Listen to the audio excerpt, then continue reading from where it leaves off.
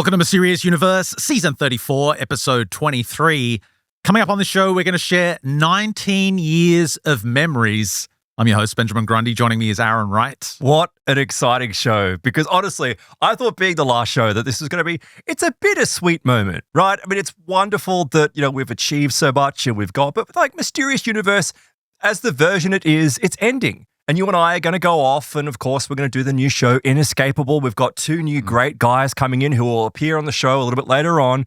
But it's still like, it's a little sad. But I forgot some of the crazy stuff that we've covered over this stuff that I've completely blanked. I know. It just going back through some of the golden years, it's just been really fun. It made me realize how much fun we used to have when we were younger, just doing silly things all the time. Cheers, brother. Cheers. Yep. 19 years. Yeah. Well done. Thank you. Get the champagne out. I've been waiting for this moment. Like since the day that we announced this was our last year, I've been waiting for this moment. Thank you for doing the decorations, by the way. Oh, you're welcome. I'm a little bit like a manic clown when I came in this morning, but I thought that, it's like a Al-Qaeda clown came in and his suicide vest was full of ribbons and balloons and he just exploded. Well, and by the way, like you're going to Japan tomorrow and I have to clean this shit up. Well, like I gotta get, like if I haven't mentioned it before, 600 kilos worth of books that I've been shoveling out there. That's so true. you can clear a few, a few streamers. So that's true. Yeah, I know. We made it, man. We made it. I know. It's just crazy. I really don't, I don't know how I feel. I'm just happy. I'm happy because, the one thing I was thinking about this morning, like what's the most important thing that's happened with Mysterious Universe? And it really has been, like, what other job would I have been given the opportunity, not only one, but to spend like time just sitting down with my best friend, talking about stuff I enjoy talking about, and then just also having the freedom to be able to do that, to not have to worry about a corporate job and all that kind of stuff. And for so long too, 2 decades, for so long, where we've just got to hang out and talk about these things that we love, and just have fun. Yeah. And We've had a lot of fun. It's not like we've just scraped by as well. We've done really well. This show has given us so much. We've put a lot in. We've sacrificed a lot for this show. Late nights, no holidays. You're being scrutinized constantly. People making up rumors about you. No social life. No social life whatsoever. Just working on this show. In saying that, though, as I've gotten older, I've become less social anyway. I'm just like, I'm sorry, honey. I can't come to that mother's meeting because I've got to go work. It's been good to us. It has been good to us. I checked the download stats and it's over 50 million. 50 million? Yeah. Really? I don't know the exact numbers because a lot of the early years, those numbers are gone. Gone, yeah. But it's at least over 50 million. But we've had things like, moving studios twice in one day because we went to one studio and there was construction going on, studios flooding, it's just crazy things happening over the years, mold coming into a place. It's like, let's get into as much of it as we can. Yeah, we should. Yeah. And we're going to introduce Joe and Brandon, our new hosts. They're starting next week. They're nice guys. Again, Mysterious Universe isn't ending. It's literally continuing next week. They're starting on Tuesday for Plus members, and we're going to have them on a little bit later for a call just to introduce them. And we should say they're doing audio only for at least 6 months just to get, get him underway. Get the production workflow going, settle down into how things run, and then we'll look at introducing video for them maybe 6 months into next year. So they will be on the video later, but it'll just be like their Zoom setup. So looking forward to introducing them. And again, they're starting next week. Aaron, you and I are starting our new show in February next year. After a little R&R. We're taking a much-deserved break. It's been 19 years, dude. 19 years. Yeah. So we want to take you through our memories. This is a show for us. It's for Aaron and I to reminisce about where we came from and the journey that's taken us to 19 years of doing this show. So when did you start? Because I found you listening to you back in, it's probably 2006, I think I started listening to you. Yeah, 2006, I started for the SOH network in Sydney. On my iPod Shuffle. On your iPod Shuffle. And I did a bunch of shows with them. I didn't even have my own website. No, I remember that because they had, I think there was like Chinese folk stories or something as well. It was good. Yeah, it was just like a little community station. And then I eventually split from them and built my own site. And thank God for webarchive.org, the Wayback Machine, because it's all there. So many photos. Dude, it's all there. Yeah. So this is the first website. Oh, wow. That's the original logo. Remember the triangle? And when I was with that radio network, they used to complain about the gorilla. They really didn't like the gorilla. They're like, oh, no, you have to get rid of gorilla. But isn't that Bigfoot? Well, it's Bigfoot on the left, but it's a gorilla on the right. Oh, it's a gorilla. Okay. My friend Neil designed this for me, and he did a great job. And well, you got to remember as well, like this is hindsight of like when you started and when we started together, there was nothing. You had GeoCities, but really to serving up podcasts, people didn't know what podcasts were. People were reluctant to use PayPal because there was fears about it being a scam. Any type of digital money really didn't exist. Yeah. And there was certainly no infrastructure at all to serve up podcasts really outside of what Apple was doing. Well, I remember I went with a friend of mine to one of these first podcasting conferences. I think it was in... I remember that. You covered it. Early 2007. I don't know when, but 2007 sounds about right. There was a service there called, I think it was Nanocast, or it might have been something different, but there was a service there that allowed me to charge for the show. And I thought, I came back from that conference in LA. Yeah, we were with Nanocast for a while when you first started. Yeah, when we first started. Might have been something different, but it was one of these early platforms. And I thought, great, I can start charging money for the show. And I did that when I got back. Probably, I think maybe in one of the first shows in Australia to charge for a podcast, maybe one of the first in the world. Yeah.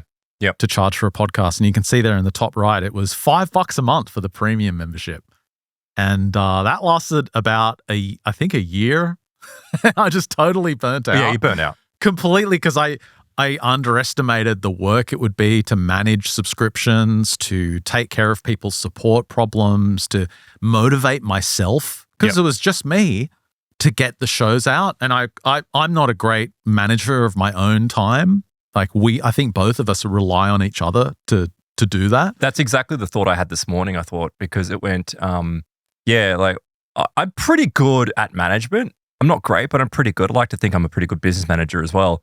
But it's like over the years for shows, there's definitely been times where you've been like, I just can't do it. I'm like, just get going, just do it. Drink coffee, get going. And then it's the reverse where I'm just like, Ben, I can't do it. And you're like, just got to do it. I remember the first time I was super mad at you.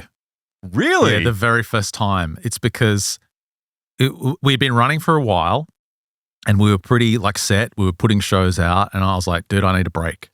And I think you took a 1 or 2 week break. Maybe it was just a week. And you went somewhere. I think you went on a cruise or something. And then once you got back, I went to Japan for a week.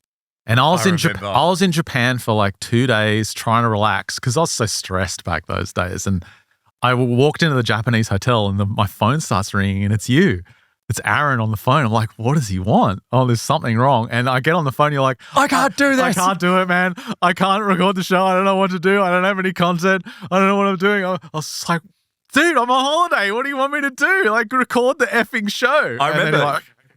I remember you were in fun. Kyoto and you're like, I've just seen a geisha. I'm like, you're calling me with this? And I'm like, yeah, okay. But then when I think about it, it's like you didn't have the audio background I had. No. So it was like a massive learning curve. And to your credit, after I yelled at you on the phone, you just put your head down and did it. Because I had to. And this is the thing, over the years, people have contacted us, and I'm not comparing myself to others, but it's just an observation. And people are like, how come you guys have been so successful? How come you guys... It's like, because we just kept going. Yeah. There's times where, I've missed family events. I've actually lost family members because of Mysterious Universe because I neglected them. And there's other issues there, but really it all kind of came to a head because I was like, I'm sorry, I can't come. And every time it was like, you need to come to this. I'm like, I can't, I'm working. I'm sorry, I don't have a normal kind of weekend or schedule that other people do. I've got to keep working. And so those sacrifices, they come back in the show because you put so much effort into it, but it's like there are drawbacks. Yeah, we really have put in a lot of work over the years and made sacrifices. But like I said, the show's given us so much back. Oh, it has. Yeah. And then, so when I was solo, I eventually crashed out hard and I posted this on the original website. This is July of 2008. The Mysterious Universe podcast is currently in hibernation until further notice.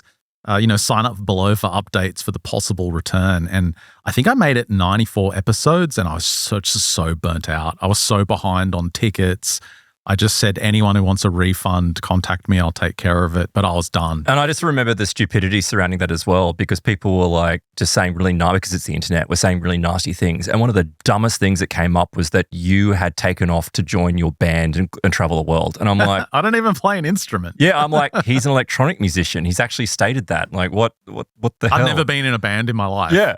It was just stupid. But I feel like, and after doing the show as well for so long, there are cosmic forces that definitely are at work. Like, absolutely they are. Like, things happen for a reason. And I've always kind of been rather, I guess, neurotic about it, that it's like, or selfish, that it's about you, like these cosmic forces. But it's like, no, there is this symphony of the universe that is that's causing things to happen in your life that will affect other people's lives and vice versa. Well, I took a year off and I tried to start another business. I tried to start a online retail business selling baseball caps.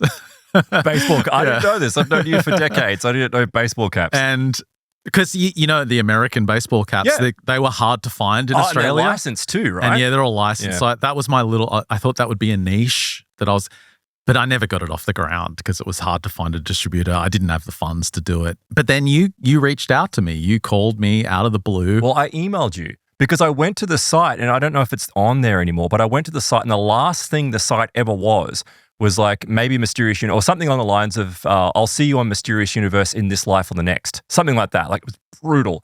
But there was a contact me. And I thought, for the hell of it, I'll contact. And the reason why I contacted you was because I was in policing and I hated it. Like, it was just, honestly, there's a lot of great people in policing, don't get me wrong, but there's a lot of bad people in policing as well. And yeah, you were having a rough time with them when you called me. It was just horrendous. And stuff has since, I mean, I'm not even now allowed to talk about it, but stuff has come out since about, you know, like these institutional problems that are like a big issue. But basically I was like, I'm not this kind of person. I don't want to be involved with any of this. I don't want to know about any of this. It's corrupt. I just don't want anything to do with it. But I couldn't get out, right? I was 22 years old. I didn't have any money. I'd just moved from Canberra, which is a cheap city, to Sydney, was an expensive city. I was like my entire life had been turned upside down, so I couldn't leave. I'm like, what am I going to do? Like, how do I do? And I had $50 sitting in my lotto account, right? And I was like, to get it out, I had to fill out a form. I'm like, I'm not filling out a form. Like, so I just played it. And I won a little bit of money. I didn't win the jackpot, but I won a little bit of money. It's a pretty big windfall for someone in their early 20s. Oh, it was. Yeah. And I was like, okay, all right, well, what am I going to do with this? This is my way out. And so I thought, you know what I'm going to do? I'm going to buy Mysterious Universe. Yeah, you wanted the big cheese move of just coming to buy the whole thing. I was going to buy the whole thing. So I emailed you, and you and I met for lunch in Leichhardt, and it hadn't even crossed my mind because I thought that you really hadn't moved on. But you said to me, why don't we just do the show together? Yeah, it just felt unfinished for me. And it was funny suggesting that to you, like light bulbs going off, like, do the show together. And I'm so glad we did, not just for the point that, you know, we've made a great friendship, and but it was also because I actually had no idea what I was getting myself into. Like, no idea whatsoever. And it really is kudos to you how hard that you've always been, like, with this perfection with the audio. Like, you've really just like made it sound incredible.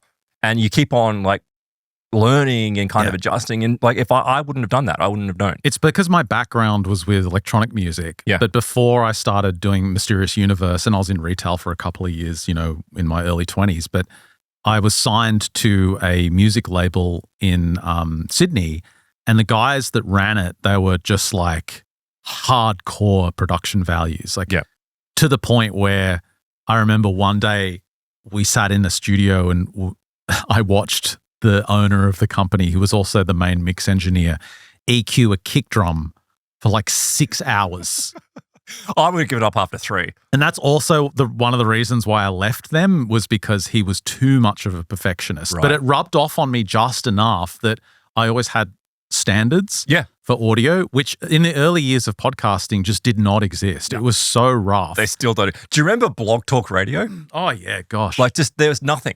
They tried to sign us, remember? They did. And we said, piss off. We just started, we got on a call with like the CEO and just started laughing when he offered to sign us. And he was like, I like your bravado.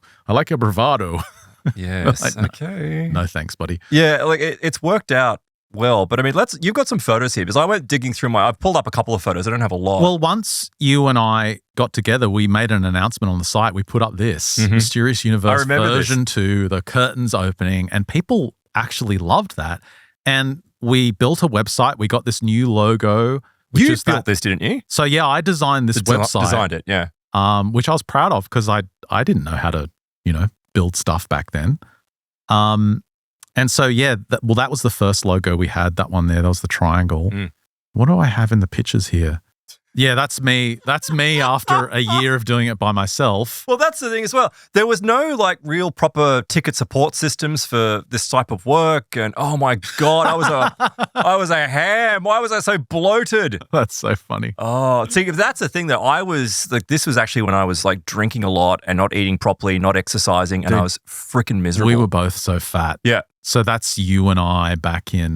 that's 2008, I think. That's in your living room. 2008 in my living room. Yeah. And then we put out these back catalogue discs. Remember these DVDs? I do. I've got a picture of all of them piled up, ready to go. Which was just like a data disc with everything on it. It was just a DVD. It was just burnt season 1 to it. Yeah, that's right. And then later on we did these USB sticks. Remember they sold like hotcakes as well. So we were just milking when I was solo, all those shows I'd already done, which was nearly 100 shows. And that really got us some funds to start rolling out. And we eventually did the Plus membership on that site I designed. Do you remember when we started, we were so nervous. We were like, all right, we're going to charge $9 a month. We need 1,000 subs. We need 1,000 people to sign up by, the end of the month, or we're done. We need to find regular jobs. And I was so nervous when it went live. I was like, is this actually going to happen? But I think even hitting 1,000 though, I think it took us a year. It took a long time. We slowly moved up, but it's we were dirt poor and supported by our partners for so long because it was But didn't we have a target we had to reach to kind of break even, and we hit it within 3 weeks? Yeah, but it wasn't 1,000. Wasn't it? Yeah, but we did. You're right. But I think we were making I was making less than I was in my other job, but it was I was happy. I was actually starting to come back to normality. So it was it didn't matter. And for whatever reason, it always felt like Mysterious Universe was going to become something. It felt, I could feel the longevity there. And it's funny because people think I'm insane, but I really don't care. I feel like Mysterious Universe itself has moods. It has formed its own, I don't know, it's alive. It's like a Tulpic kind of entity. It's an egregore. Yeah, it's an egregore. And it wants to live. And when we thought about, switching out to another show, and we thought, well, maybe we won't bring in new hosts. It got mad. Yeah, it got mad. Let me just say it got mad. Lots of stuff happened in both of our lives that it was I'm like, is this in us? The Plus extension coming up, we'll do a tell-all. Oh, we'll do a tell-all. Yeah, that's right. We'll burn all the bridges. Not all the bridges, just 90% of them. So, yeah, that's right. In the Plus extension, we will go into our tell-all because there's a lot of stuff we've had questions over the years that I want to go into, but I'm not going to do that on now. Just to give you a sense of how far we've come, I want to play you just a snippet of one of my early episodes when it was just me. This is episode 81, so I'm 81 episodes in, so you got to think I'm pretty proficient by this stage. But it is the most cringe slop you've ever heard. I'm sure it's not. Let's take a listen. Remember that intro? I find this Spock scientifically fascinating. All that is visible must grow beyond it, extend into the realm of the invisible.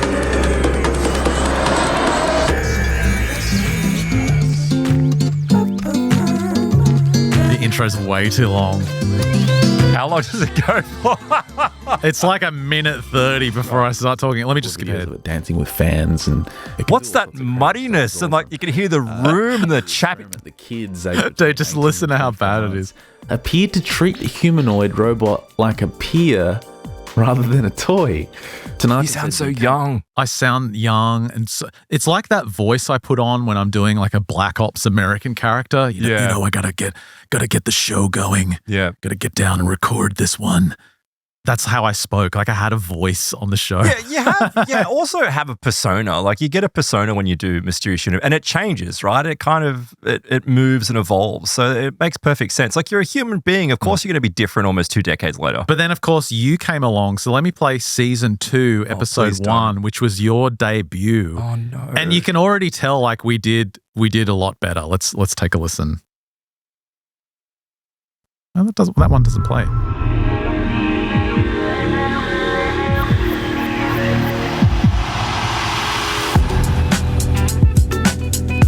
Another minute of music. Way better. But I've still got that cringe voice at the start. Wait for it. It's about 3 minutes in. Okay. 5 minutes in. Welcome to Mysterious Universe. Hello, and thanks for joining us. You're listening to the Mysterious Universe podcast. Who is this? Episode 1. I'm your So low energy. Benjamin Grundy.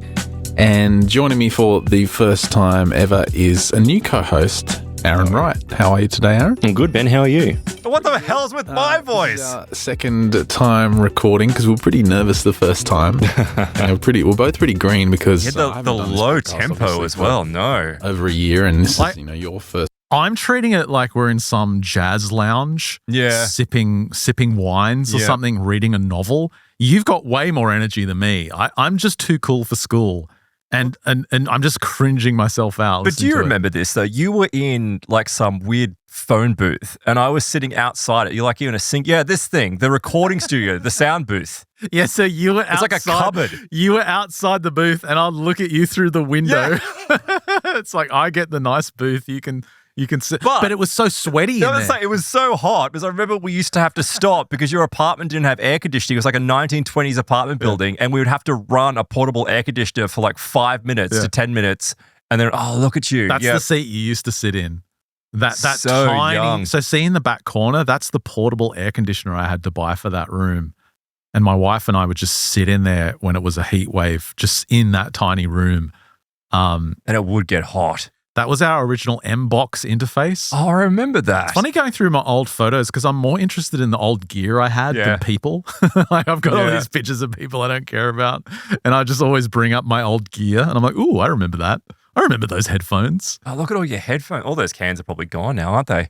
I remember those Audio Technicas were amazing. Yeah, we had the Woo Audio WA6 back then. Yep. So yeah, you would sit there, and so then we moved to your house in 2009. Do you Was it remember? 2009? That? You lived Yep. in Wahroonga, Wahroonga, yeah. and we thought we've got to get out of this tiny place, and so we started to build a room in your house. Yep. And remember that we got those ready bags. We ordered these bags from the United States to fit bats in insulation bats. Yep. And we dressed up in. I don't have the photos of us dressing up in overalls to put them all together. Yeah, because all that stuff would come flying off them.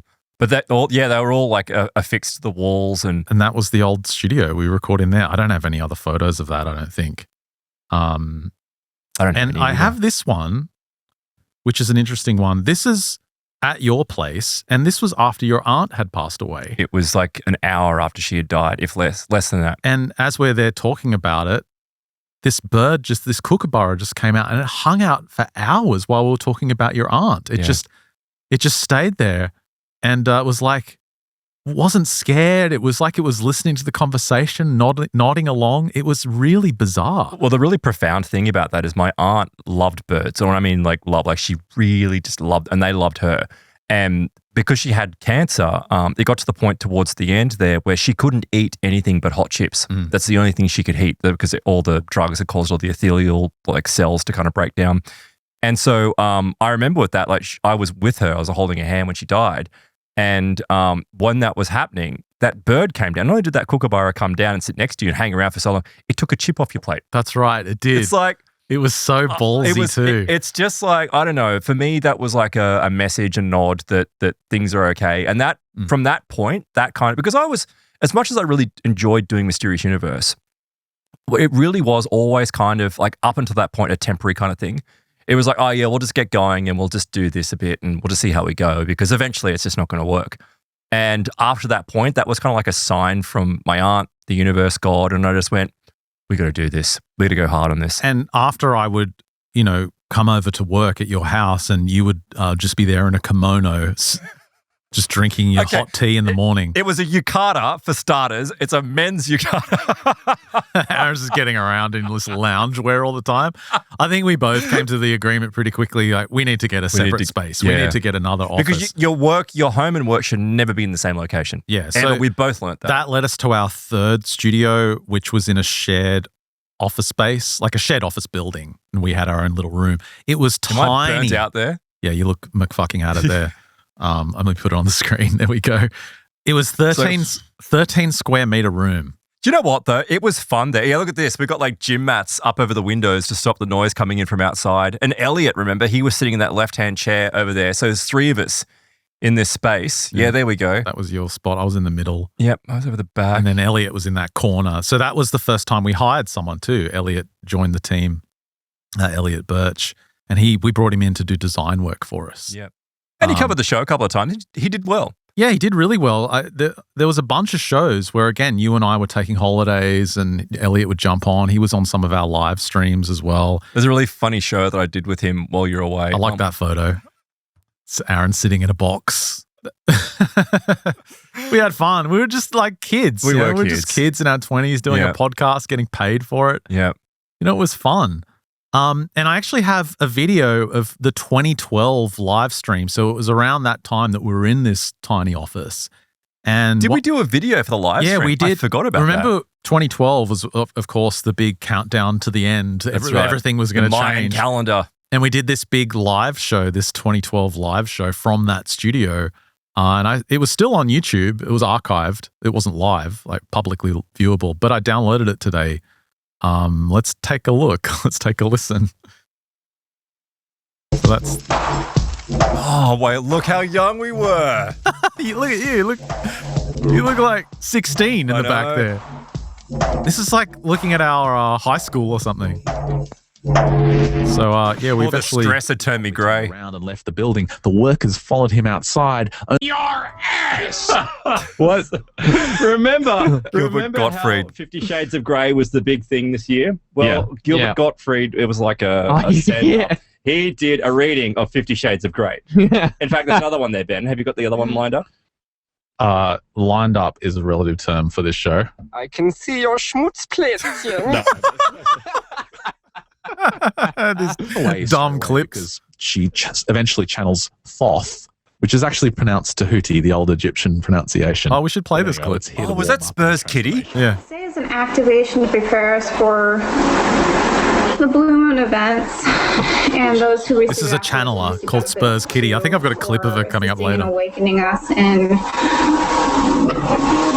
knowledge and downloads and things. So She's got a kid there. Yeah, you might notice she's got a small child with her. Let's keep listening.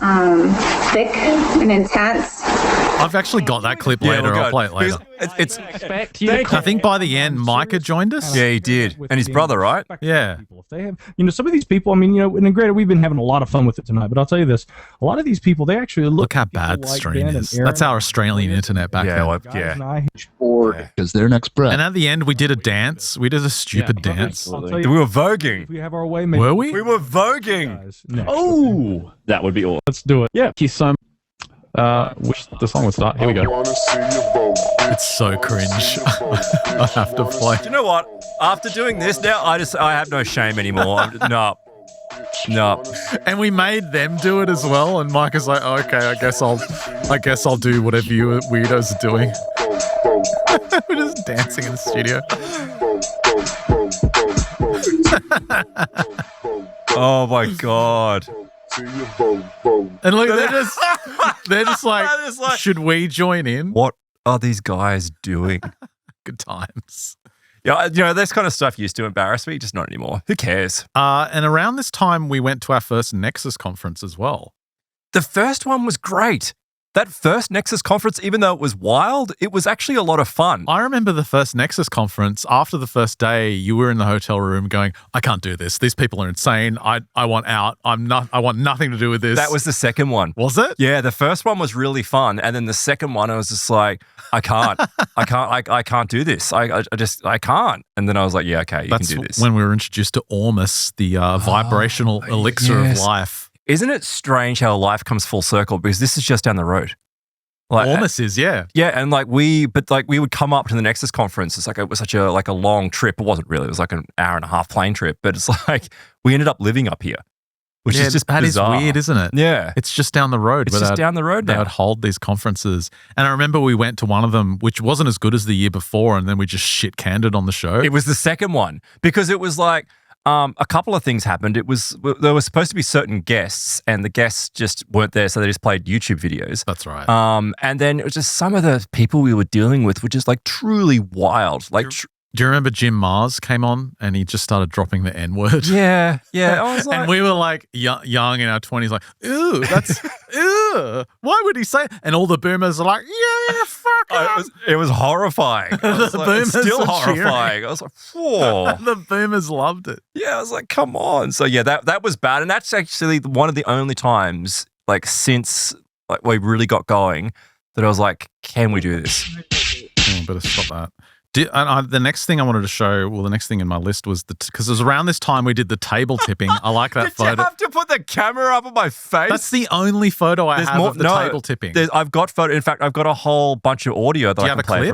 Yeah, so let me have a look at my clips here because I wanted to talk about this. So let me have a look because I've just moved it. Where are we? Where's my list of files?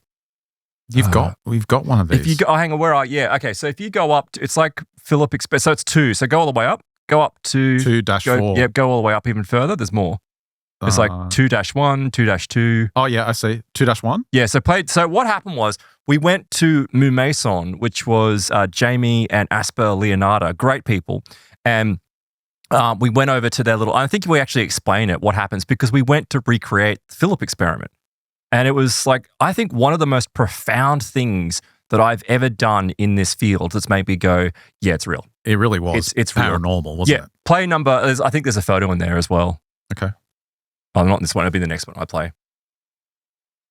Oh, it's not playing. So on Monday night, they had a recreation of the Philip experiment, and we'll give you a bit of background on this. In 1972, under the guidance of Alan Robert George Owen of the University of Toronto, 8 members of the Toronto Society of Psychical Research undertook the task of producing macro-psychokinesis. They adopted a seance-type setting, but instead of involving a so-called medium, they decided to create their own ghost. The agency's name was Philip, and together they gave him a tragic story that could have appeared in a typical book of ghost stories. Philip was a good Catholic man and loyalist who lived in Diddington Manor in Warwickshire, England.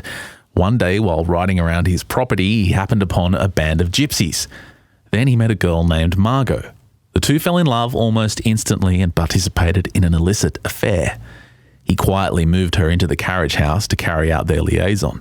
But his wife, Dorothea, ferreted his mistress out and accused her of witchcraft. His lover was burned at the stake, and soon thereafter he committed suicide by throwing himself over the battlements of his home. All just a made-up story. None of that happened. That was all made up. This is a fictional story they made up. Apart from the Diddington Manor. Yeah, exactly. That was the only thing that was true. So I'm sure it was more detailed than that, but that was the gist of the backstory. So once a week for over a year, the group, including psychologist Dr. Joel Witten as an observer, sat with their hands on a table trying to will anything seemingly paranormal to happen. Now, for over a year, nothing happened. The table remained quiet. Eventually, they changed their approach. They adopted a new tactic. They just sat around the table talking in a relaxed atmosphere and not really expecting anything to happen. Finally, they heard a knocking noise from underneath the table. And that is exactly, I included that because I wanted to give you the setup, because that particular night, that's exactly what happened. So you and I went there. We're pretty green. We don't know any of this stuff. We don't know any of these people. I think at that point, you and I were both fairly reserved. And it was like, okay, well, you know, what's happening here? And we watched a documentary, which was great. And then we tried to recreate it. And everyone was so stiff. Like no one kind of knew each other. The other big factor, we had cameras. Like we actually had cameras running. We had a video camera. We were trying to capture what was going on. And you also had remember that big Zoom recorder? Yeah, I was capturing the audio. You were trying to capture the audio.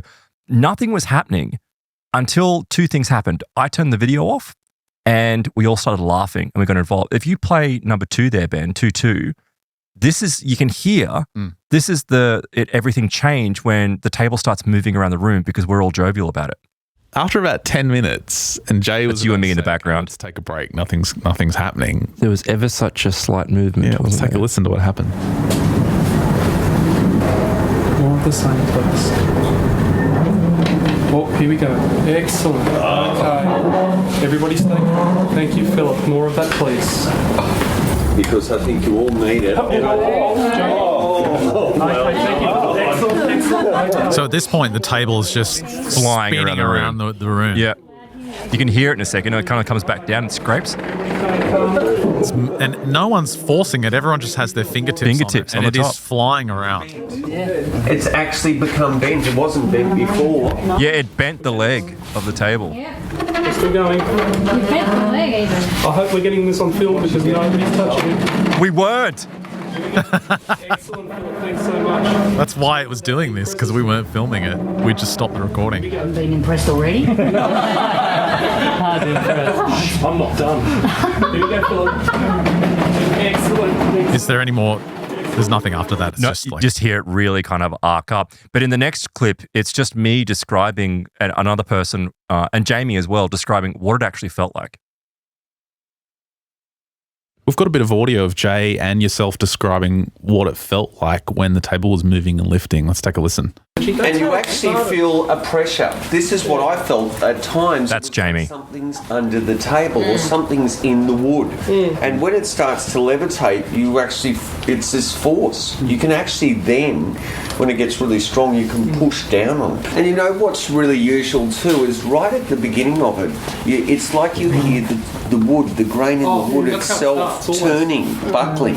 Funnily enough, initially I could feel in my fingertips, I could feel the vibration in the wood, or like it wasn't even a vibration; it was more like a tingling. Is that you? It stays with you afterwards as well. Yeah, it does, and I feel a little drained. And do you feel like a pressure? I felt like a pressure underneath. Like there's something underneath that's not. I definitely felt before. There was some type of force. There was something that didn't, especially when it started moving like that. I mean, even now that feels totally different. Yeah, it was super strange. And I remember, you said we went in green, but I specifically said to you that night, remember, I was like, I'll film it and I want to document this, but I'm not touching that table. Yeah, I remember that. I was very guarded because even back then I was very wary of, because I wasn't a skeptic. Like I understood. No, you were a believer. I was a skeptic. Yeah, I understood this phenomenon is real. And, knowing what I know now, especially after we've been doing this show for so long, I'm glad I didn't get drained to that day. Yeah, I mean, I also had that dickhead arrogance as well. You got to remember, I'd just come from hardcore, forensic policing, and it was like, 4 years of university in hardcore science. Like none of this stuff was real. Yeah, none of it was real. And there was also the arrogance of like, you're foolish to believe it. This particular moment just changed everything. And then it caused me to realize that, look, I probably had a lifetime of experiences that I haven't been dealing with. And this kind of moment was like, okay, it's real. And I think, is there a third track there, or a fourth track? That was just, you were talking to people afterwards because they were describing their experiences. You want me to play it? Yeah, just play it.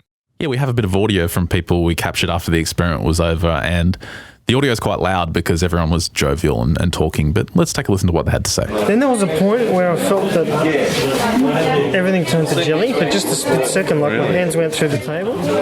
What? And both times I had like a little, not a rush, but just warmth in the chest. Yeah, interesting. It did seem to be moving on its own. And the first time with the lights off, it was light. You could just feel it wanting to bounce up. And then with the lights on, it just felt heavy.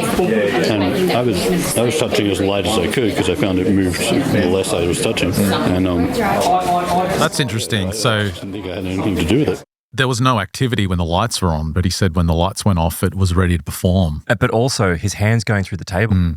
I'm like, this was, and I really have to highlight that, is that it's not like you're pushing a table around a room. Something changes, something from a physics standpoint actually changes, and it really does become indescribable. It's funny over the years how we had this balance between really being open-minded about the phenomenon, but also recognizing how silly and ludicrous a lot of it was. And and we still do. People often credit us with that approach. They like that we still find things hilarious and point out when things are really silly. Like one good example to compare it with the table tipping, which was obviously some kind of real phenomenon, was people like Linda Dillon. Remember Linda Dillon? Oh, Linda Dillon. Yes. Didn't she have wasn't there some Archangel Michael coming or something, and she was going to hold a spiritual concert. She would channel angels, and she would get on with this guy who was clearly Blog Talk Radio. who was clearly in love with her, and she'd get on with this guy, and she'd channel different angels every week, and we used to make fun of her because it sounded like you were calling a sex line. Yeah, it did. Yeah. I've got a couple of clips of it. Let's just take a quick listen.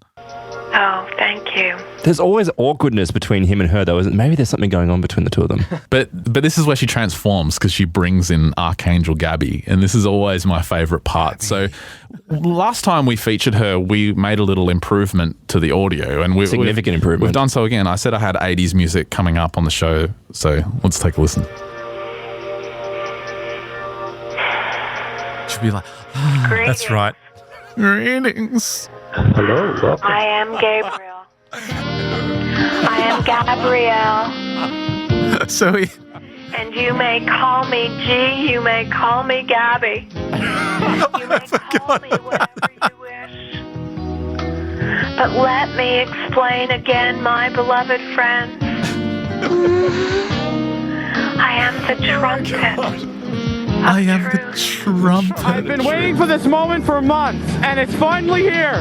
So we used to have fun remixing her, and I remember just milking this chick for a long time. Episodes and episodes. Like, we'd always come back to her and do some different remix. So this was like her the money shot, riding the dragon. This is actually better with this music. Remember this one? Okay, she's transformed. Doom, doom, doom, doom. Just listen to what she says. It's hilarious. This guy would be on with her every week. Yeah. Welcome. And welcome to you, my brother. And welcome to all who attend with and to me this night. I open my arms. Yes, and I invite you to climb with me upon my dragon. Oh, dragon, baby. For there is nothing more joyful, and there is no greater sense of freedom. And then on stage. We did this concert version of her. That's because there was a coming cosmic concert or something. Who is it? It's Linda Dillon, our favorite channeler of all time. She's on stage. Oh my God. It's her, Aaron. Yeah, you're peeking. Oh. Greetings, and thank you for having me. Yes, I am Francis. And at the risk of surprising your readers and listeners. Yeah. It was just the same. It was the same gag. Just done over and over and over again. A nickname for Francis. It was always funny. I love God. Linda Dillon. You know what's funny though about all this stuff is that I was going through all these old shows that we've done, and it's funny because there's been like both of the sexes, but a lot of the time there's been a lot of really crazy women.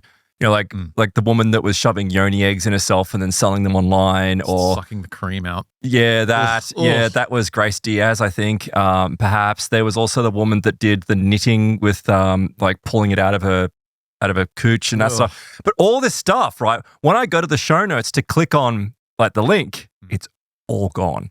So I don't know if it was taken down or if it was just sheer embarrassment when people go, oh yeah, I probably shouldn't have been doing knitting from my menstrual blood. Yeah, you want to hope that they realized that it was just awful and that it needs to be taken down. You know what? Someone that we covered actually was Dr. Amanda Noel. Oh, how could I forget? Aphrodite University. Now, she is someone who is very much still around. She is very much still around. And she hooked up with this guy. So basically, she offered PhDs in blissness, and which God knows what that means. You have a clip of her? I've got 2 clips of her, actually. If you go into the videos, it's not in audio clips, it's in video clips. When we first caught up with her, though, she was talking about the fact that she'd had a yeast infection down there for a period of 3 years. Like 3 years. And she realized that, and look, I'm willing to give her the opportunity to explain, you know, like using spiritual healing. Well, she did. She somehow used spiritual healing to clear up this horrible infection. But I'll let her explain what happened because it was a very, it was a very... 2-1? Last year, that I did an exorcism, and I want to share this with you because if you have a dis-ease that's coming from an entity, an energy of the dark, you can totally clear this. And there was an entity or an energy that wanted to overpower me. He said, my child, now it's time. I've been following you. I've been following your father. And my father is actually a Knights Templar, so it's pretty interesting. It's like, I've been following you, and I've been following your bloodline for quite a long time, and I've been waiting for you to own your power as a high priestess. And what did I do? Well, I channeled, which was that I fireballed out of my pussy a ball of light. This is like such an amazing shamanic tool. Take some notes if you're a shaman here. And I used my ancient tantric tools that I remember in past lives, and I beamed out this light towards him, and he dodged it because he got a little bit of it on him, and it actually turned him from a man to this sheepy, snake-looking demon. So I remember using the Dalzim sample from Street Fighter, like Yoga Flame in the show. You did. Somewhere between 6 in the morning and I believe it was 8 in the morning, I completely cleared this infection. Oh, nice. Great. That's a happy ending story. So you find the tulpic entity responsible for whatever's going on in your pants, and you fire out of your genitals, and it'll get rid of it. So, of course, we followed her because after we were looking at this university course that she was running, she also does these videos, and these videos give you advice on what you can do. Of course, she did the V steaming. If you actually give like a whole mixture of like what you can put into steam, and then she would actually do it on camera. Vagina steaming and that kind of stuff. Still around. It's still around. But the thing that really got our attention was she gave you advice on how to make a green smoothie. She did? Hey girl, it's Dr. Amanda Noel again of DrAmandaNoel.com. I'm the blissness coach teaching you high-heeled priestesses, modern-day high priestesses, how to turn your bliss into six-figure blissnesses to heal the world. Today, I'm going to share with you the green money goddess juice recipe. So you'll literally be vibrating at six-figure blissgasm. The goddesses like the money. The next thing to do is to jump up on your counter, and then you put your blender between your legs. And then you ride your blender like a princess porn star. Oh my God. And this isn't your edit. This is just what she put out. This is her edit. Oh my God. So that's funny because I had a green smoothies clip, but it's a totally different thing. I remember the woman that had the green smoothies for green poop. Is that the woman? Oh, let's play it. She really has given the term cheapskate a whole new meaning. We'll link to that in the show notes so you can check it out if you dare. I use greens in my green smoothie. This. Make your green smoothie every morning. You know, put an apple in it, an orange in it, and a piece of lemon. Make sure you put some lemon in it because lemon cleans out the organs. And that will help raise your vibration. You want to raise your vibration. We're in a time where you need to raise your vibration. Remember that was the thing, raise your vibrations? Yeah. Green smoothie every morning, Aaron. That's the answer. We've started getting emails with green smoothie recipes. Yeah, I can't remember. I can't remember what the video is, but I just remembered the clip. You don't have the clip of us calling in to one of Amanda Noel's live cacao ceremonies? I went to go and find it because you were Benya, and I remember that I had to leave the room because I was laughing so hard that I had to leave, and you were like stuck there on this phone call. I remember asking for advice like a lot because she had a session with like 12 other women, and I was just in there as Benya. And then I raised my hand to ask a question. I told her I had like some infection on my balls and I needed her help. And she answered, like she gave me an answer of what to do. It was like, imagine a fireball coming out of there or something. Yeah, but I saw him though. So her partner, this guy, he called himself Jacques Cousteau. He had all these different names, but ultimately he ran like something called Conscious Cock Power. That's right. And it's the biggest cuckoldry that you could ever see. Conscious cock power. Actually, I sent a photograph of him to you the other day, and I totally forgot about it. Let me see if I can find it because he looks like, talk about fox spirits. Drained, yeah. Drained. She drained him. Like she drained him with this madness. Back to our timeline, we moved out of that tiny studio, the 13 square meter studio. To somewhere in Willoughby. We were in Artarmon, remember? Was it Artarmon? Remember Artarmon? I don't have any photos of Artarmon. Here's Elliot, who came with us for that move. He was still with us. But I do have a video from Artarmon. which was our second end of year live stream. No recollection. You don't have a recollection of this? Let me. I remember that tiny studio space though. Let me play it. So we are live. Oh, look at just these crappy studios we went through. We're going to check out crystal healing, drum solos, psychic readings, sand readings. I'm looking forward to a sand reading. So I'm going to do everything that I can't stand, but we're going to try. That was a weird space. That was a weird space, yes. Because there were people living directly above upstairs. I apologize for seeming distracted, but our site is getting bombarded now. What? So, is it? Yeah, it's down. So I just want to apologize for that. It's okay though. It's because this is all through YouTube. So try not to go to the site. Just go to YouTube. We're already here, so it doesn't matter. Well, yeah. Rough weather up there and stuff. People would call in. It was fun. It was live light. shows. It was light, and it was. After that, did we do a dance at the end? Yeah, that's. God, I hope not. I hope we've grown up since then. That was the person. Because if you think about it, in a group, that person who's great at that stuff is probably yelling even more. So God. Okay, so are we raised now? Is that it? Well, I feel manipulated. What about you? I've still got those blue light glasses. That's right. Cool. It was a 5D ascension countdown because back then people were saying that the dimensions were going to upgrade and we were going to go from 3D to 5D. I don't know what happened to 4D, but that was the theme because 2012 was like a big countdown thing. So they tried to copy it for 2013. It didn't have the same vibe though. No. So we're in Artarmon for a while. A lot of interesting, good memories from there. That was us back then. I just remember being fat in the 2010s. And I was thinner then. So you and I were doing this weird Oprah thing of going up and down in our weight. Well, the funny thing about back then is that, I think I've got a photo of like. Let me bring it up because. When I look back at all these old photos, I just look at you and you've got your shit together. You're like handsome, thin, you're in your nice backyard. You've got your barbecue going. You're cooking for everyone. What a handsome, together young man. And around the same time, this is me. So I don't know. Was it just because I was staying up late mixing the show till 3 a.m? I was just burnt out. I think back then I went back on an exercise kick. Around then I was back on I was working out again and running and all right. I thought that was funny. And then eventually we moved to North Sydney, Terry's studio. Remember Terry's studio? Yeah, of course I remember North. And that was actually great. Terry and Brad, because they had their what was like an audio mixing, like they did commercials for audio post-production company. Yeah. They were really nice guys. Like Terry was I didn't realize just how far back his career went. But really nice guys. And that studio was fun. Yeah. That's where we met Bobby Cosmos, remember? And I've got Bobby in these photos. There's Wendy. So Wendy joined us around this time. And I think the amount of wine drinking and crying in the company went up like 1,000% after she joined. I don't know if it's related. But yeah, she was great. End of year episode that she did, she got so drunk. Yeah, she was funny, man. Wendy was funny as hell. She was a total train wreck, but that's part of a charm. That's what made it funny. Yeah, it was definitely part of a charm. And that's right. She had to sit in this like little booth that was on the opposite side of us. Yeah, we'd lock her away in there so we didn't have to listen to her cry. Yeah, she was great. Oh, yes. And there was always there's a bottle of wine. There's a glass of wine. There's always a bottle of wine, a glass of wine.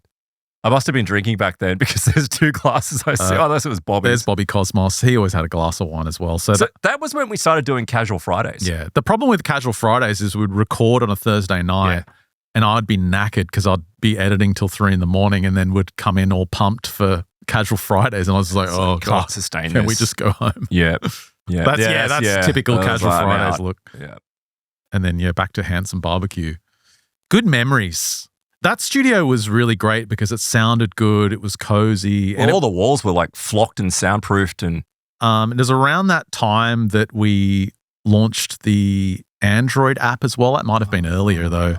Remember the apps? That was a disaster. It wasn't a disaster. It was just like expensive to build the apps and maintain them. The iOS app was great. And there was a really nice Irish guy who ended up contacting us and doing it for us, and he was amazing. He was really, really good. Really switched on, nice guy.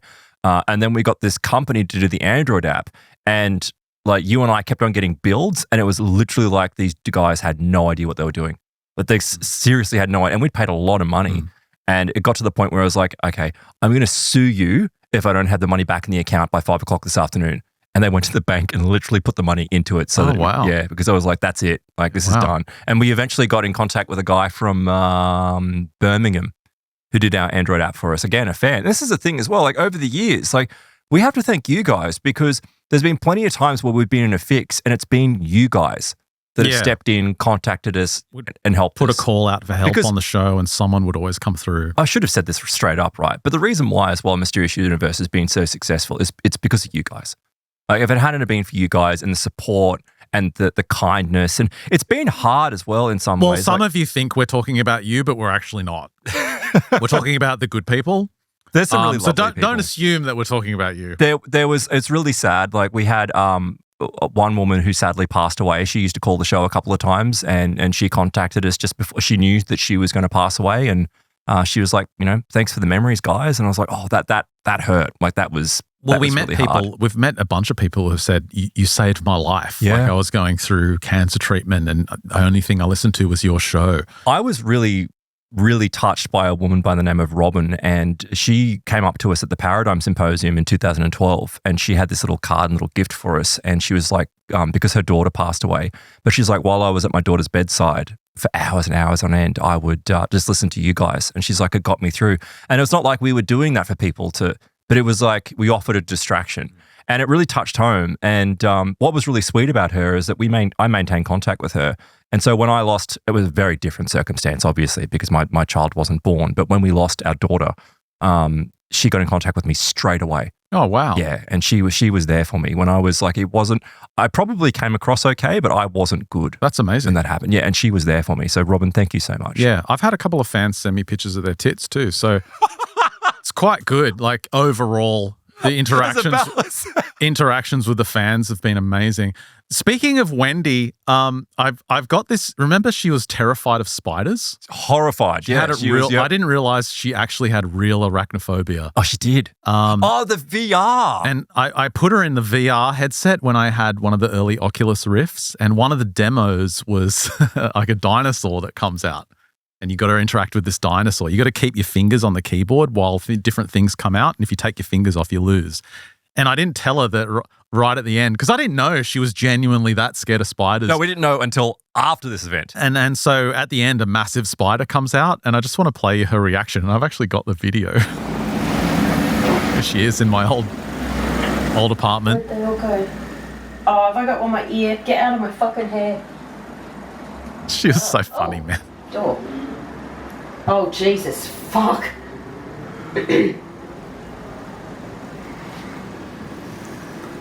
So she's turning around looking at a dinosaur. It's a fucking raptor. Ah! Let me skip ahead. This workplace.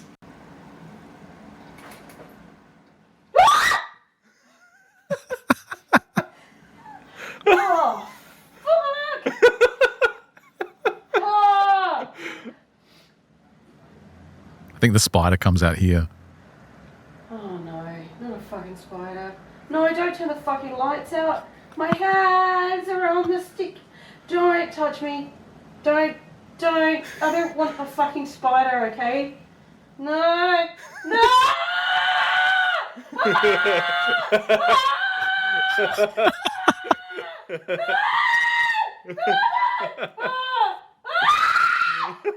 Why doesn't she just take the headset I don't off? know.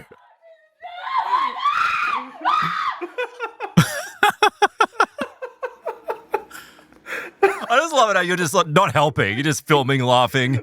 I thought she was just reacting strongly to the VR. But I didn't realize she has actual arachnophobia. Yeah, it's like she was frozen in fear. That's why she couldn't. Because in that, she went running out of the studio one day because in that little room towards the back, in that control room, there was a spider in there, and it's just like and because it's soundproof, all I just see is this woman like her hair flailing. I'm like, what the hell's going on over there? It was around this time that we ended up going to Japan as well. So that was one of our big trips overseas. Obviously, we went to the US a bunch of times, which was always great to meet up with the fans. But that was squeezed into the car on the way to see the snow monkeys. That's right. We had to share the same seat. I've actually got a photo as well. Yeah, there's a photo of where we rocked up though. And yeah, See, people don't believe that this happened. I kid you not. There was a monkey with its hand towards its genitals, and one of the guides is literally got his pants down. I don't know what he's doing. Why was he flashing the monkey? I don't know. And then we got the mini cubs. That's right. Yeah, I've got another photo of that too. We went to the Science Museum, and it's fun. I've got a video of it, and we're just two giant Westerners riding around on these tiny little machines while these Japanese school children are just like, what are these guys doing? Let's take a look. Here we go. That's right. Look how dorky we are. Like slam into the glass. Like, oh, Gaijin. That was a good trip. Yeah, it was a good trip. I want one of those. That's 10 years ago, 11 years ago now. Yeah, all of this stuff is so ancient. So yeah, Japan was fun on the mini cubs, and it was just a good trip. Sexy Zone, remember Sexy Zone? How can I Sexy forget? Power 3? Yep. And remember these giant trucks would drive past in Tokyo with huge advertisements for Sexy Zone. Like everywhere you would look. It was like Sexy Zone was, I don't even know what the hell Sexy Zone is, but it was everywhere. They were everywhere. They were big. I wonder if Sexy Zone, maybe they're up to like Sexy Power 12 now. So actually that reminds me, speaking of Japanese. Yeah. That's right. That was at one of the sex which is we hired. Yeah, no, it wasn't. It was the Future Museum that we rode those cubs, but that thing was freaky. Oh, Dan. Danny. That's when I came back from Oman. Danny. Yes. So yeah, this was our new studio. We moved to St. Leonard's again. So this is like our. What is that? Is that your image? That's Dan sitting there. What's that guy got on his genitals? I don't know. Dan was sitting at his desk and someone snapped a photo of whatever he was looking at. So obviously we tasked him with doing something for work. That's where we built the studio. So that was the best studio, I think. That was the best studio. That was in St. Leonard's. Because we were underground. We had no windows, so it was a little bit depressing in that sense, but there was just never any noise. It was so good. The aircon was good. And while we were waiting for it to be built, Dan and I went to the Contact in the Desert. There's Jeremy Corbell. That's right. We caught up with. And I think you were on holiday. You must have been in I got married or something. Oman, yeah. And traveling with Dan is just on another level because he's either sleeping, farting, eating, or just shit talking about Americans. Like in the airport line, we'd be in the airport lining up with everyone in America. He'd be like, "Have you ever noticed that Americans are just really like loud and obnoxious?" You mean like Australians? He would be loud and obnoxious saying this, and people would turn and look at him, and I'll just see, "Oh God, I don't know this shut guy. up!" I don't know this guy. He would do it like constantly. Like I remember he was in the hotel pool at wherever we were staying, some shitty hotel. Near Contact in the Desert, and he's in the pool with like some boomer American couple. And I don't know why. He just goes up to them and he's like, did you ever notice that Americans are just like, there's a lot of poor, like people are very poor. And it's just like, have you been to Western Sydney? Sydney? He would just bring up this shit. Like, what are you doing? Why are you even bringing any of this up? Why are you talking to these people like this? Like, this is their country. It was really unreal. Do you know what Dan reminded me of? Dan was like a big Labrador that you had, that whenever someone came to the house, he would just slobber over everyone and embarrass you. Yeah, he's a little bit like... I mean, he was a funny guy. This is where we went out to, Didn't you record with her? One episode, was it her? No. She was... no, this wasn't my friend, Julie. You're thinking of Julie, who I stayed with, I think, on the second trip. She's great. But we went to the Integratron. Yeah. I think Dan farted in there. It was quite loud. But see this image? I wanted to show you this image. So we're out in the desert. We went to that giant rock out in the middle of the desert. And at one point where everyone's packing up ready to go, and I'm like, where the hell's Dan? And I look around, and I don't know if you can see near the end of the horizon. I can, yeah. That little dot. That's what is he Dan doing? In a trance walking out into the desert. Like just walking into the middle of nothing. Why? And I had to scream out to him and run and get him. And I said, dude, what were you doing? Because he was just walking. He was like a mile away. I said, what are you doing? He's like, oh, man, I don't know what happened. I just like zoned out and started walking. He was just like, he was in a trance walking into the desert. And I thought, that's how Missing 411 happens. Yep. Someone just gets like zapped And out he goes. Oh, that was what you got me from Amman. And that was our completed studio when that we was came back. great because we were able to have a few people, come and interview in there as well. We had, I can't remember her name. Isn't that terrible? Megan with the crop circles. Yeah. She was wonderful. It was a great space. Yeah. That's the day we were moving. Like, this is the library, which is now going to the U. It's much bigger now. But here is like the last day where I'm like, oh my God, we forgot to move the books. So I just piled them into the boot of my car. It's awful. And we got everything. It was a really nice space down there. It was good. Nice, clean office. We had our artwork up. Supplied by fans. We had our trophies that we won for being, Australian Business of the Year. Pretty much. Yeah. It was just a good little space. We were happy in there. And that's where we had our children. Our children were born when we were in that space. Yeah, I've got photos of my son actually on that blanket. And we also had the Theosophical library, which was just across the road. They were lovely. They were, and they viewed us initially, I think, with a lot of skepticism. Yeah, they were wary of us. Very wary of us when we first, because, basically the minimum age there was 90. So when you get these guys in their late 20s, 30s coming in, I think they were concerned. But very quickly, they warmed to us and we warmed to them. And it was a really, really lovely resource as well. It was like a content renaissance during those years and this was 2016. Yep. Because we just had so much at our fingertips. Like, if you were running short on content, you could just go up to the library, and find something so obscure that it would kind of make the show. And I was really happy in those years. And then obviously some of us weren't. So this is a very specific photo. This is what I call the no content coma. And Aaron and I would often fall into the no content karma. Hey, by the way, to be fair, this was after my first son was born, and even though he slept, it was still like, yeah, I'm done. You're just passed out. I was passed out. But it would happen when you would go through like 4 books and you can't get a story for whatever reason. You just can't pull a story out of it. And it's like podcast is blocked. So exhausted, you just fall into this no content coma. And usually when you wake up from the coma, you just look, the first thing you pick up would have a story. Yeah. And you'd be set. Dude, that was weird back then as well, because that was when I was like phasing out. Like, I literally, my memory was so stuffed. Oh, that's right. That I would try to walk to work and I'd forget how I'd come to work, or I'd kind of come to not realizing where I was. It was really freaking terrifying. What was wrong with you? Were you on drugs or something? Sleep deprivation. Okay. I was so sleep deprived that I actually found out that I was in such a sleep debt that it was completely stuffing with my mind. So that was terrifying. But as soon as I got out of that, it was straight back into it. And all that weird stuff with not being able to find, it just went away. And then we, after that, we went to Chicago.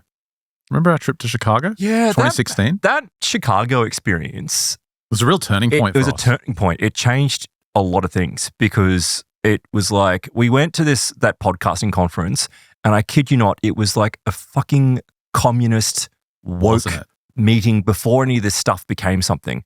And I remember, look, I don't care about the color of your skin. I don't. I judge people on who they are. And I remember we walked into this conference and it was like everyone was under a fucking spell. And there were these 2 women from, I think the podcast was called Another Round or something.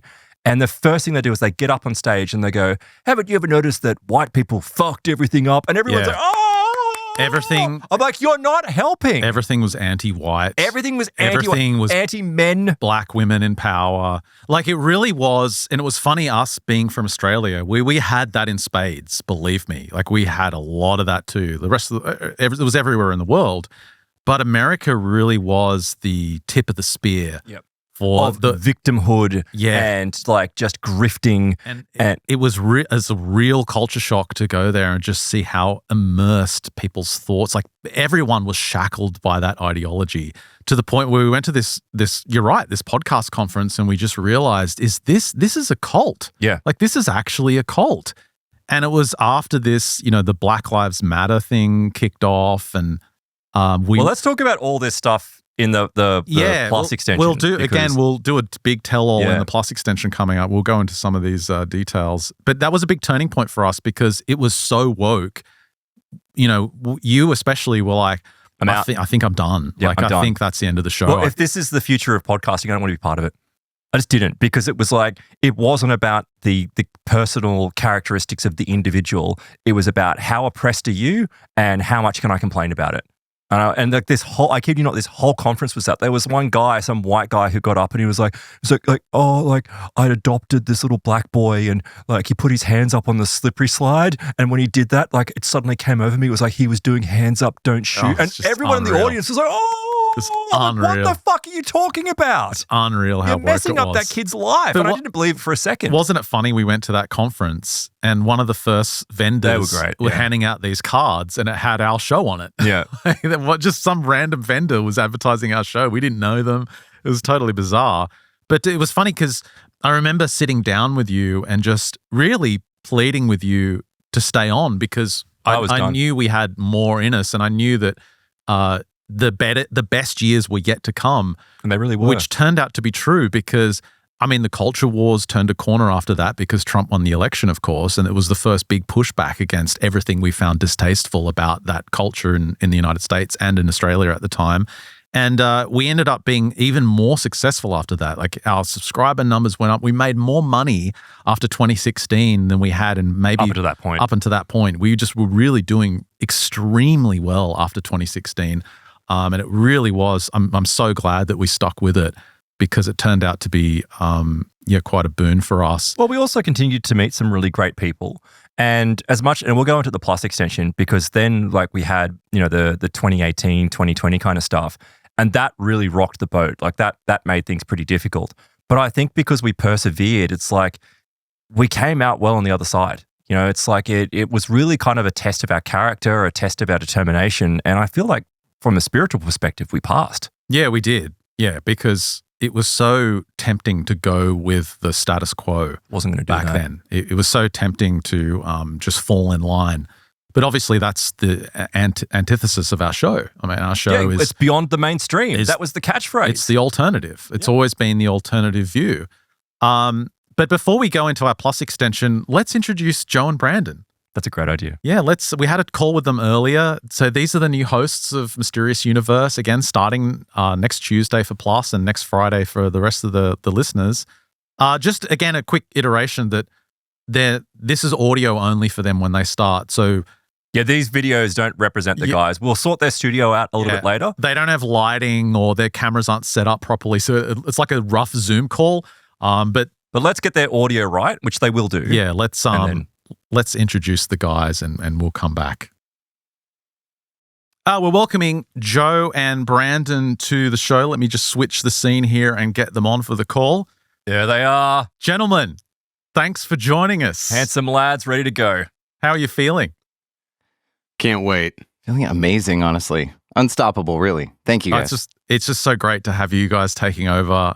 It's been a bit of a process with the selections, but like Aaron and I have been saying, like you guys just had this spark when you sent through this demo. And it's outstanding. It's something that you can't quantify. It was just this gut feeling. And we just went on pure gut feeling, didn't we? But we always have gone on gut feeling. And you're right. Like with the moment we heard you guys, it was just like, yep, this is it. Like this is the guys that we want to run with. And yeah, we're very happy to have you guys on the team for Mysterious Universe, taking over the reins. And we're very excited. I mean, it's an absolute honor. And I do speak for Brandon with this too, but it's a total honor. I mean, we've known you guys. You don't know us, but we've known you guys for over a decade. So to be stepping in on the shoulders of giants here, trying to fill your massive 10.5 size shoe is going to be crazy, but we're here for it. Aaron's totally here for bigger than 10.5. Yeah, I'm an 11. Yeah, I'm an 11 too. There you go. There you go. Yes. We are extremely excited, guys, and we're not even attempting to do what you do. You guys have just handed us the reins of a UFO, and we're going to do our best to learn how to fly this thing our way, And just thank you for your faith in us, and thank you guys for sticking it out and giving us a shot. Joe and I are extremely excited about this, and these guys have great taste, and they chose us for a reason. So definitely stick around, definitely sign up for Plus. We have so many wonderful things ready for you. Joe and I have these creative calls constantly, and we have these scheduled things lined out that you guys, it's going to take it to the next level. And that's our goal here, is to just expand on what's already been built, this incredible legacy. I mean, again, which we're not going to try and emulate. That's what Aaron and I said on a recent show when we were talking about you guys. We said Joe and Brandon have this, 2008 Ben and Aaron energy. Yeah, energy. Yeah. And you're also across the topics, like you're in depth, because you have followed us, like what's going on in the topics, but also you have your own opinions and your own views. And I think, especially in this genre, it's really important that we get like a 360 view of what's going on. So I'm actually looking forward to listening because I never listen to our shows ever. Yeah, Not that I would. That's a bit narcissistic You're on it. anyway. Yeah, exactly. But I don't listen to anything else. But I'll be listening to you guys. Pressure. Oh. Not watching you, like enjoyably listening. This giant camera watching you guys every time you record. Can you put a speaker on so Aaron can talk to you while you're doing the podcast? That's a good idea. Yeah. No, Aaron's just going to listen to make sure we're not talking shit, which we will. I'm good with that. I've done plenty of that myself over the years. Well, you guys sent me a demo show, and the first thing I said to you was, "You need to talk more shit. Like you need, you need to be a little looser. You need to be a little looser." Well, speaking of that, no, you go, Joe. Oh, I was going to say we were really excited about that actually to get your feedback on our first couple practice rounds because we weren't sure how to play it really and are we super professional? Do we kind of, mess around a little bit? And don't worry about that. Yeah. Well, I want to ask both of you actually, because like when I started, I remember I teamed up with Ben and I was telling him some of the stories about what had happened to me in my life to get me into these topics, to get me into this stuff. Have either of you had personal experiences that have driven you to go into the paranormal, or is it that you just had an interest in it? I'll let you take that one first, Brandon. Go ahead. It was around the time of 18. I really sort of separated from a lot of things and moved out of the house 2 days after graduation. It was just a very interesting, dynamic environment in my life at that time. And that's when I was exposed from a Baptist Christian upbringing, very, very small town, moved to Houston, Texas, graduated with a large class, got exposed to all kinds of things, left there and moved out on my own, just like I said, on foot, didn't have a car, just graduated, got the paper, checked the box and moved out. In that time, there was a lot of self-exploration, right? You're on your own, you're doing a lot of things. I found Unity Consciousness with Conversations with God to be a book that was handed to me, and another one, The Four Agreements by Don Miguel Ruiz. And these two books just opened me up right around the time I also discovered psychedelics in hand. And so really there was this about a 20-year stretch of psychonautness that I was just exploring all kinds of good stuff with all sorts of expanded topics. And being a musician, I was putting myself into all sorts of interesting situations with that and expanding minds in those ways. So it's been a deep path of mine to search and explore. And then to get to do it, this was then inevitable, right? That you come across, Alex Coyer talking about the hollow moon or Jordan Maxwell or something in lizard turds, right? And so it was easy for me to go from all the music that I was listening to the concepts from psychedelics, sitting there just simply going, wow, this world is definitely not, what reality prescribes it to be. And it's just been a fascinating thing from there. So it was a lot of coast to coast.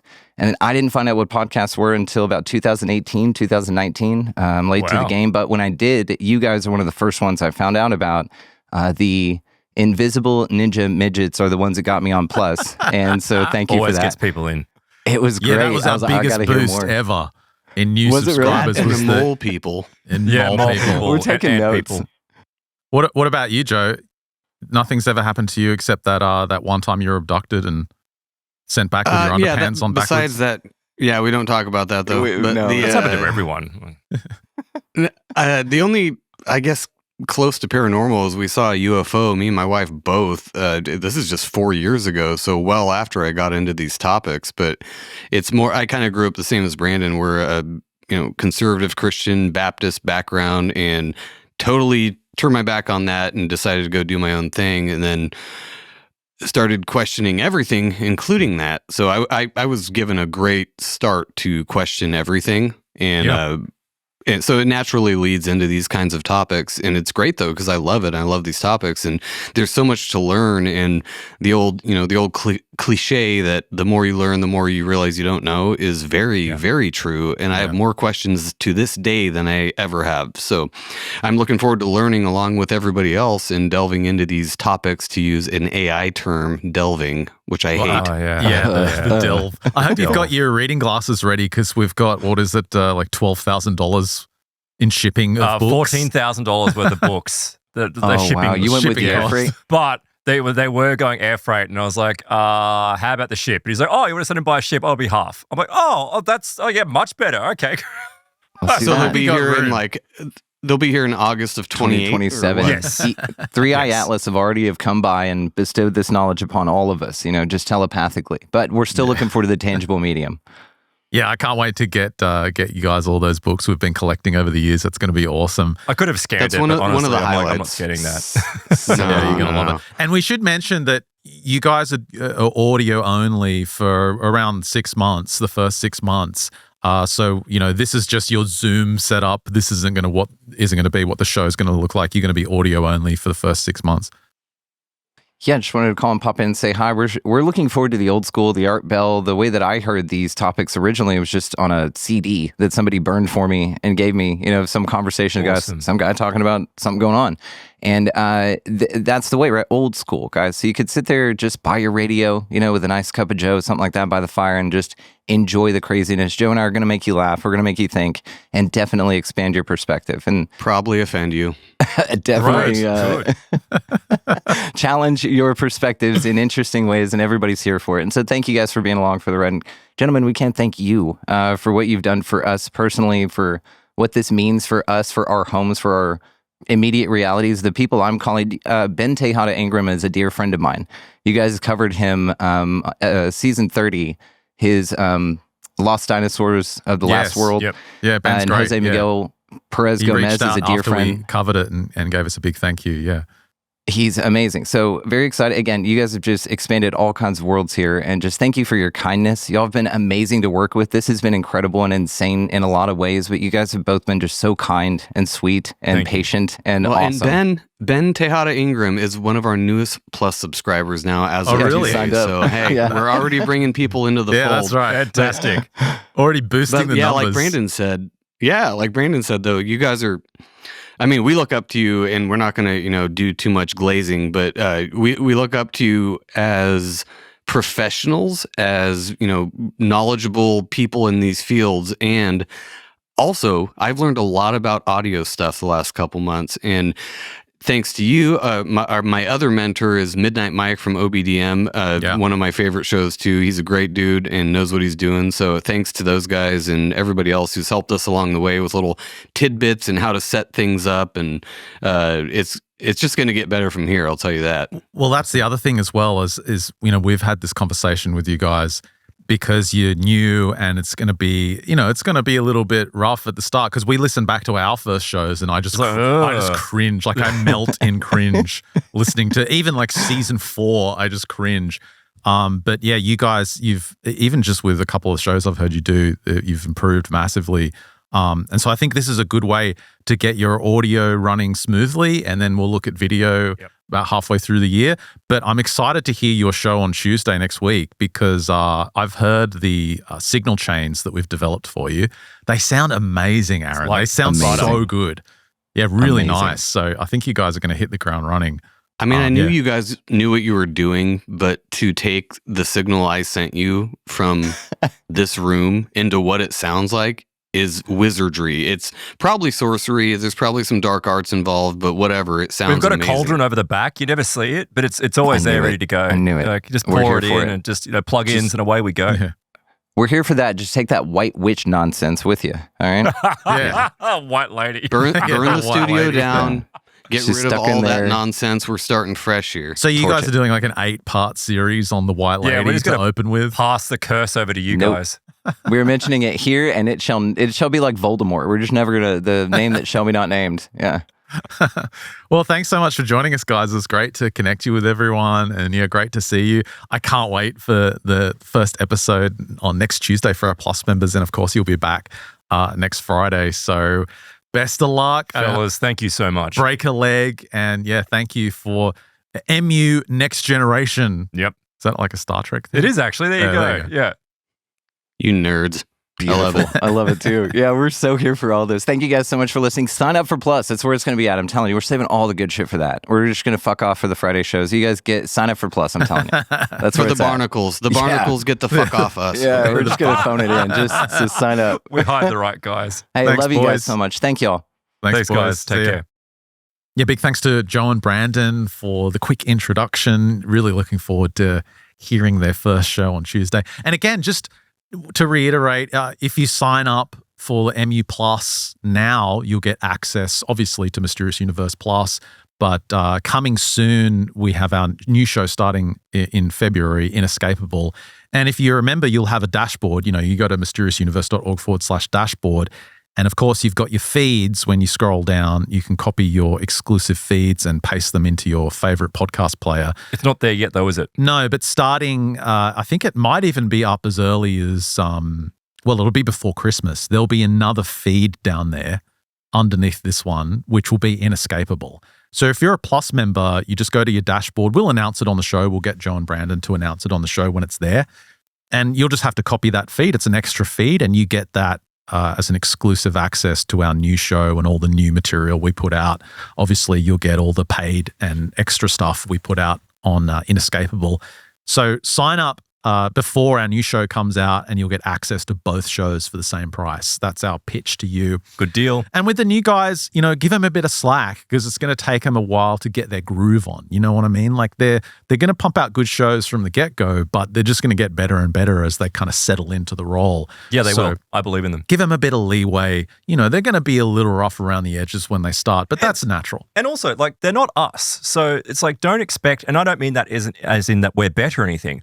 All I'm saying is there will be, change is uncomfortable for anyone. There will be that moment of it's not Ben and Aaron.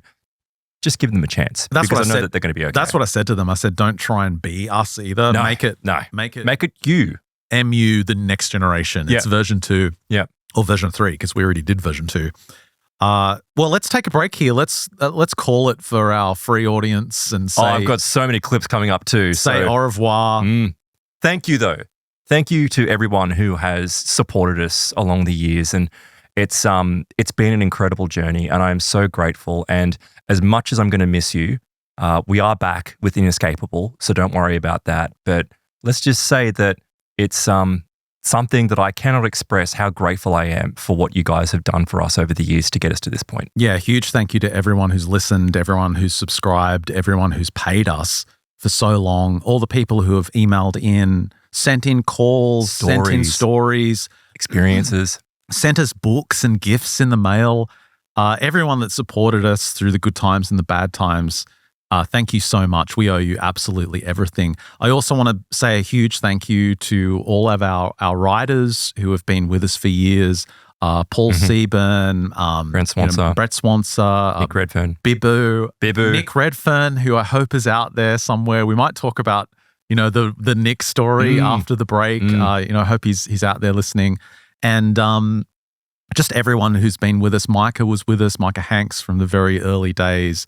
There's been so many people. I'm sorry if I forgot anyone. Sequoia Kennedy. I want to give a special thanks to Floor, who's been our support staff.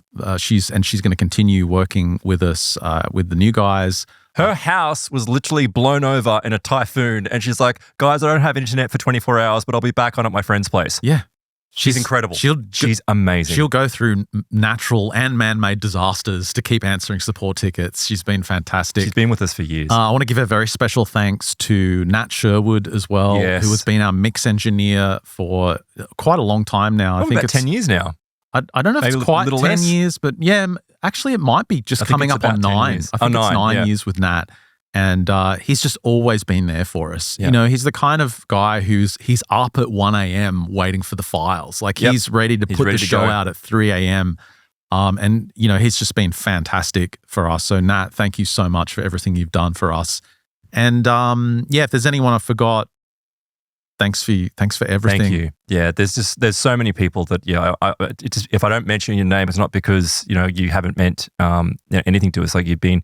People have been so wonderful. It's just been so much, and it's actually so overwhelming. Well, it's trying to remember 19 years worth of people that have been there for us. There's a lot of people. There's been a lot of people. And that's au revoir for us for the free show. Of course, if you're on Plus, there's more coming up for you. Bridge burning time.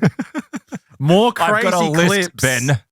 I want to play. I haven't even played a dolphin birthing clip. What was the anal thing down there? Anal breathing. I haven't played for you. I haven't played. We haven't played the Adam clip. We've got Linda Kirby. Oh my God! Connie Nakamura. Connie Nakamura. Remember the artist that was hanging in a tree? All of that's coming up. Let's do our final plus spiel. Yep. If you want to get access, head to mysteriousuniverse.org/plus. Sign up today. Help support your favorite show. Get access to the Big Plus extension coming up after the break. And of course, if you sign up for the MU Max tier, you get access to our 19 years of shows at mysteriousuniverse.org. You also get the exclusive shows that come out on Tuesday, starting with our new hosts starting next Tuesday. And if you sign up for Mysterious Universe Plus before we start our new show in February, you'll get that show for free as well, included in your membership. You'll get everything if you sign up before February. So check it out, mysteriousuniverse.org/plus. That's us signing off for the free edition of Mysterious Universe for the last time. Thank you so much, and we'll catch you in February for our next show. See you soon.